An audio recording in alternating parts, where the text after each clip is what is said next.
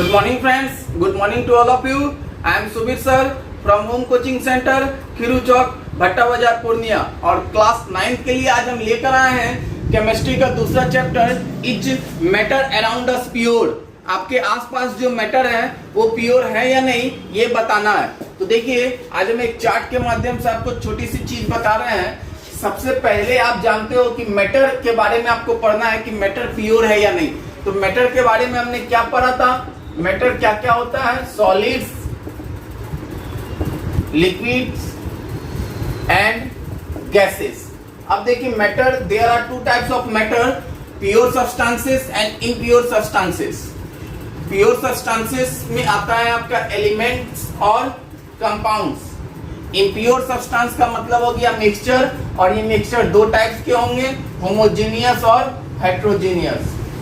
फिर आइए एलिमेंट्स जो है आपका वो तीन टाइप का होता है, मेटल, नॉन मेटल, मेटेलॉइड्स। इतना ही चीज हम लोग को पढ़ना है डिटेल्स में। अब देखिए एलिमेंट क्या है आपका, लिखे हैं can not be broken down into simpler substance. जैसे आपका हाइड्रोजन एलिमेंट है, क्या हम इसको तोड़ सकते हैं? नहीं तोड़ सकते हैं। जैसे आपका ऑक्सीजन है, क्या हम इसको तोड़ सकते हैं? नहीं तोड़ सकते हैं। सोडियम है, इसको हम सिंपलर सब्सटेंस से तोड़ सकते हैं? नहीं तोड़ सकते हैं। लेकिन कंपाउंड को हम तोड़ सकते हैं। जैसे मान लीजिए आपके पास H2O है, तो ये हाइड्रोजन और ऑक्सीजन से मिलकर बना है, तो इसको फिर ब्रेक करके हम हाइड्रोजन और ऑक्सीजन बना सकते हैं। तो लिखता है कंपाउंड में है fix composition can be broken down into elements by chemical और इलेक्ट्रोकेमिकल रिएक्शन।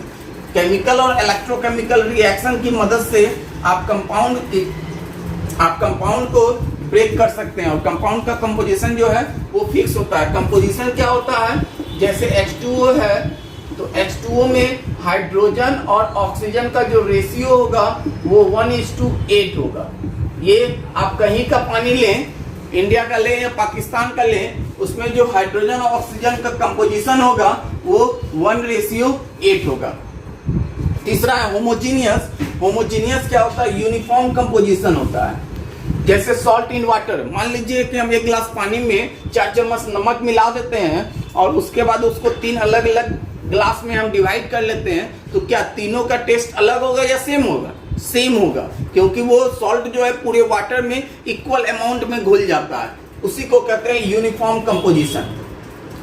अगला है हेट्रोजीनियस। हेट्रोजीनियस मिक्सचर जो है आपका वो नॉन यूनिफॉर्म कंपोजिशन होता है। कहने का मतलब वो इक्वल अमाउंट में नहीं घुलता है। जैसे शुगर एंड सैंड, नमक और बालू। अगर हम मान लीजिए नमक और बालू को मिला दें और उसको हम 2 भाग में डिवाइड कर लें, तो क्या जरूरी है इस पार्ट में जितना शुगर होगा इस पार्ट में भी उतना ही शुगर होगा? नहीं होगा। या इस पार्ट में जो सैंड होगा इस पार्ट में भी उतना ही होगा? नहीं होगा। तो इसको कहते हैं नॉन यूनिफॉर्म कंपोजिशन। अब हम लोग इसी को अगले क्लास में डिटेल्स में पढ़ेंगे कि आपका प्योर सब्सटेंस क्या है, एलिमेंट कंपाउंड क्या है, मिक्सचर जो हेट्रोजीनियस और होमोजीनियस, इसकी भी बहुत सारी डेफिनेशन है, बहुत सारा इसका डिफरेंसेस है, उसको पढ़ना है। तो अगले क्लास में हम आपको इस चैप्टर को डिटेल्स में पढ़ाएंगे। लेकिन हाँ, उससे पहले आप इसको लर्न कर लेंगे। आज के लिए इतना ही, धन्यवाद।